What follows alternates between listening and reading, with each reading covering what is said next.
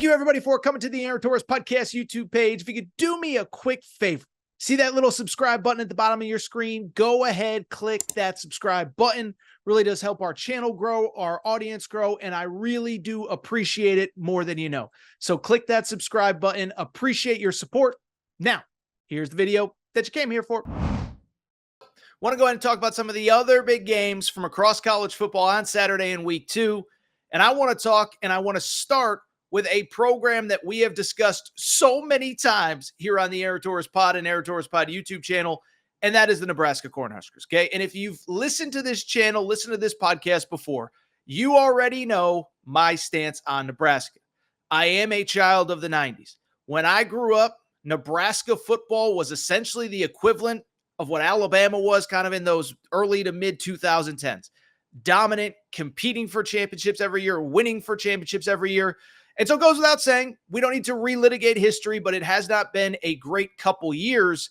But I've watched that fan base. I have seen how they continue to turn out week after week after week, a sellout streak dating back to the 1960s. And you just say, man, I hope this program gets back to the top of this sport. No fan base deserves it more. Well, I bring it up because I'm not saying that Saturday was the moment where Nebraska is officially back.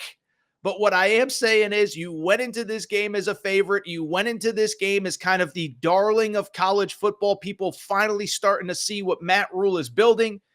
And you put on a performance that let America know that this program is absolutely trending in the right direction. So I want to break it down. Nebraska wins 28-10 against Colorado. It frankly wasn't that close. I'm going to throw out a take, by the way, at the end of this segment that's going to blow your mind. They get the win. I don't want to oversell it, but you start to look at the landscape of the Big Ten. Could this potentially be, after a dominant win like that with the schedule that they have, dare I say, a dark horse college football playoff contender? I don't think it's crazy, but I don't want to get ahead of ourselves. So let's start with the game on Saturday. Game on Saturday, incredible environment. Again, the youngins finally got to see what all of us have talked about with Nebraska through the years, how great that stadium always is, but especially when they have a good team and a big name opponent coming in. In terms of the game itself, listen, I thought Nebraska, from literally the opening of the game, set the tone. They win 28-10. It was not that close. We all know that. They were up 28-0 at the half. Matt Rule's exact quote after the game was, quote, "It wasn't really a contest in the second half. Colorado, frankly, puts in a touchdown midway through the fourth quarter after the game had long been decided. And it was just a dominant effort, a dominant win. And it just really shows, you get the right coach in the right spot, it can turn quickly. And that appears to be the case for Nebraska. In terms of the victory, I think there are two things that absolutely stood out to me about this Nebraska team that are worth diving into after such a dominant win. The first one, they got dudes on both lines of scrimmage, okay? And and listen, I'm guilty of it like everybody else. We talk so much about quarterbacks and Heisman Trophy winning guys, and what about this guy, and this guy's a 5-star, and what about this? And it's like, this is a line of scrimmage sport. It always has been, and I think especially in the Big Ten, when it gets cold in the winter, cold in November, cold in October, you have to have guys on both sides of the football, and that is absolutely what Nebraska has, and it showed Saturday against Colorado. Listen, I know some people don't like Colorado. I felt bad for Shedeur Sanders. He just did not have a chance in this game. Gets sacked the second play of the game, gets sacked the second series of the game on the first play. Colorado, which gave up 1 sack in its first game, gives up 2 in its first 5 plays of the game, and it just never really got better from there. The defense gave in total 10 tackles for loss, 6 sacks on the afternoon. Obviously held Colorado to 25 yards rushing. I know that's a little deceptive because, of course, sack yards count against your rushing totals, but 16 yards rushing for Colorado.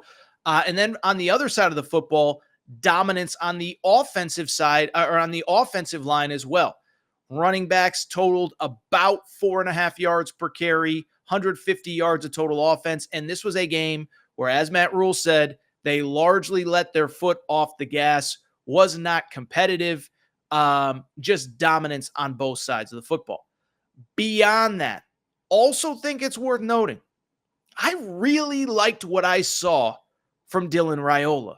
Obviously, the 5-star quarterback. Everybody knows his story by now. And I'll be transparent. If you had told me he throws for 185 yards, I probably would have sat there and said, I don't know. What do we make of that? But what I was so impressed by with Dylan Raiola, he's a 5-star quarterback. I think everybody knows, but if you do not, this was the #1 quarterback recruit in America, was committed to Georgia, flips to Nebraska. His uncle coaches there, etc. His dad played there. But I bring it up because what impressed me so much was the confidence and command that he had of that offense. Sometimes when you put in a true freshman, 5-star kid, you feel like you got to play him and you want to let him loose. You want to let him throw the ball deep. You want to let him throw the ball all over the field. And it felt like not only did Nebraska put in a game plan for success, but he executed the game plan. Yes, he quote unquote only had 185 yards passing because he could hand off the ball and his backs were getting 5 yards per carry. He wasn't throwing the ball deep. He took the short throws. It wasn't about him. He didn't have to be great. He knew he didn't have to be great for Nebraska to win. And I just love the confidence that he played with and the confidence of being like, I don't have to be the dude. I don't have to do everything. I got a talented roster around me. I am so impressed by what I saw from this kid. And so Nebraska rolls. And I think beyond that, here's the other crazy part. Nebraska fans, correct me if I'm wrong. I don't think it was a perfect game. I don't think it was the best game you could have possibly played. Now, you dominated. You let your foot off the gas. You did commit 11 penalties. What was it? Let me make sure I have the stats right here. You did commit, 12 penalties, 105 penalty yards. Now, Matt Rule was very adamant after the game. He felt like maybe it was some home cooking from the Big 12 refs. Yes, the game was at Nebraska, but there were Big 12 referees. But it doesn't change the fact that you dominated. The other thing, you took care of the football. Should have mentioned that with Dylan Raiola. Because last year, this is a team, and Nebraska fans know this, 31 turnovers in 12 games, a -17 turnover margin, 0 turnovers for the Huskers. And so when I look at this Huskers team, listen, they are really good. Matt Rule has flipped it essentially in 18 months.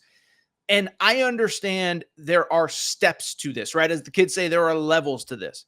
And I even heard Matt Rule say in an interview before the game, he said, look, man, I just got fans that want to go to a bowl game. For people who don't know the history, Nebraska hasn't been to a bowl game since 2016, okay? So Matt Rule said it in the pregame interview on NBC. He said, like, there are students that come up to me that say, hey, coach, I came back for another year just because I want to go to the whatever bowl in Phoenix and spend 4 or 5 days in Phoenix in December.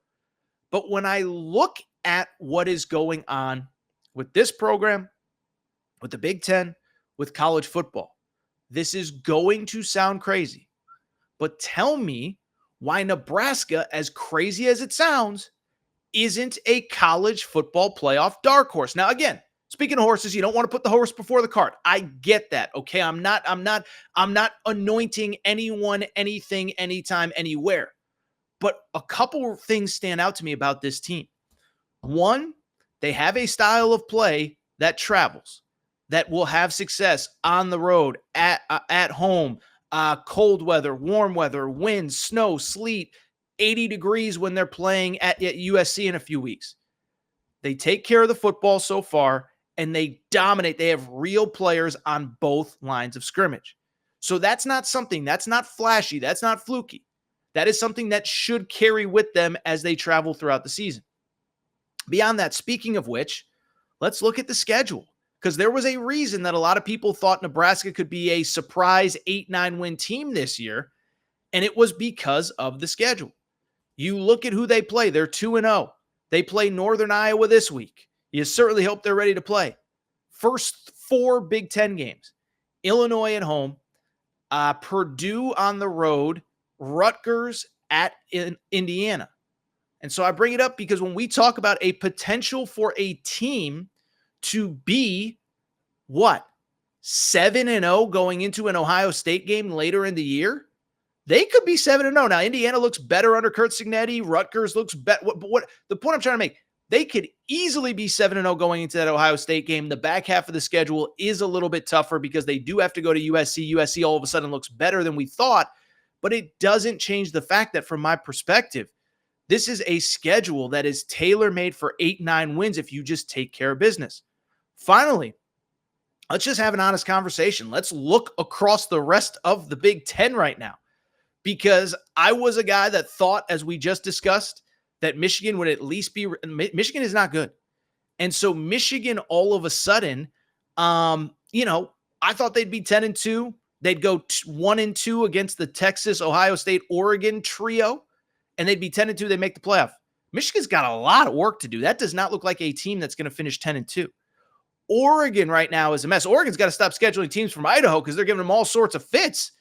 They nearly lost to Boise, walk-off field goal, struggled with Idaho. They don't look like the team that we thought. Iowa took a loss. Iowa's a team that's been a thorn in Nebraska's side. They already took a loss.